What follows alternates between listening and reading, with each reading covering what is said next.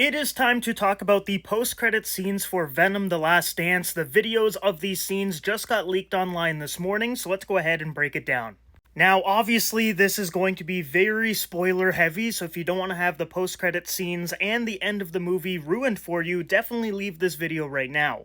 Okay, so to understand the first post-credit scene, you have to know that Venom dies at the end of Venom: The Last Dance. He sacrifices himself, and that obviously gets relayed to Null, and he finds out about it.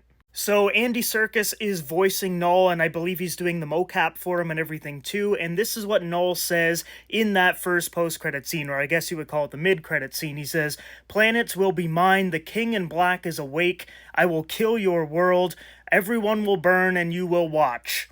So he just says some pretty generic villain stuff there, but it's very interesting because now he knows that Venom has died, and it's also teasing future appearances for Null, because even the director for Venom 3 was saying Null is not a one-and-done villain. He's barely in this movie. I believe people are saying he's only got about 5 minutes of screen time, and he's pretty much limited to just sitting on his throne.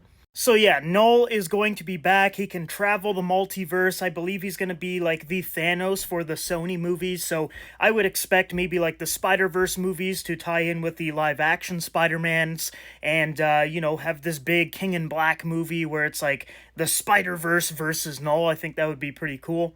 And I think that is Sony's endgame. That's what they're leading up towards.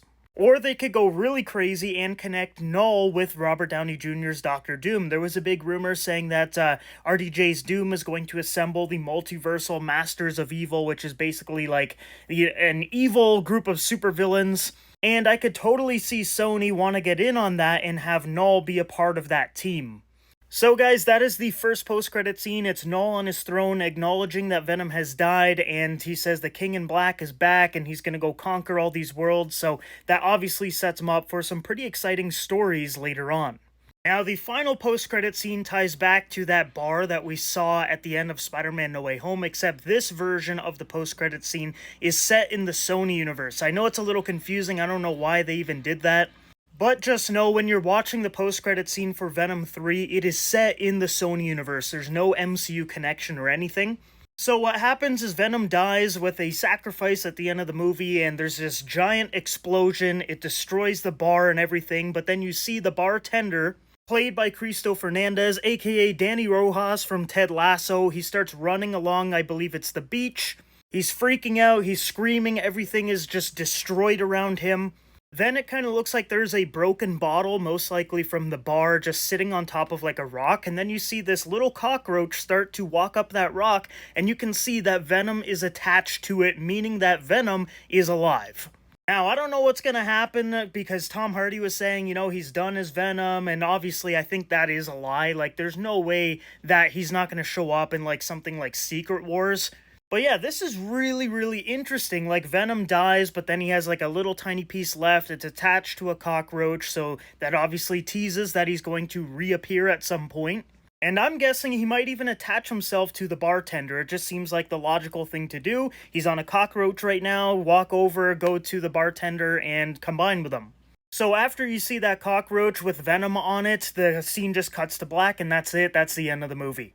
So guys, a couple of really interesting post-credit scenes there. The first one I think is obviously the better one in my opinion, because I just love Null. I think he's a fantastic villain. I can't wait to see him in other projects, and I hope he's done justice. There's a lot of rumors that he might be the villain for Spider-Man 4, or at least have a big part in it. But I guess we'll just have to wait and see until Marvel Studios, Disney, Sony, or Tom Holland announces if Null's going to be in the movie or not. But yeah, the first post-credit scene was pretty interesting. The second one was alright. We're teasing that Venom is going to come back at some point, which I thought was pretty obvious, even though a lot of the interviews they were trying to lie to people and say, Venom is done forever, he's never coming back. Which I always thought was a little ridiculous. Like, I think it was extremely obvious that Tom Hardy was going to be back as Venom, or at least voicing Venom when Spider-Man gets the symbiote. But yeah, that basically confirms, like, Tom Hardy is not actually done with this character. Plus, we've got industry insiders now saying that Tom Hardy is lying about being done as Venom, which, I think he will be back, probably in Spider-Man 4, most likely in the big Null movie, and I would expect him to be in something like Secret Wars as well. Well, yeah, guys, that is the mid-credit and post-credit scene for Venom: The Last Dance. Let me know down below in the comments what you think about it and which scene is your favorite. Mine is definitely the Null scene. I will be watching the movie tomorrow and posting my review, but for now, I hope you enjoyed the post-credit scenes breakdown.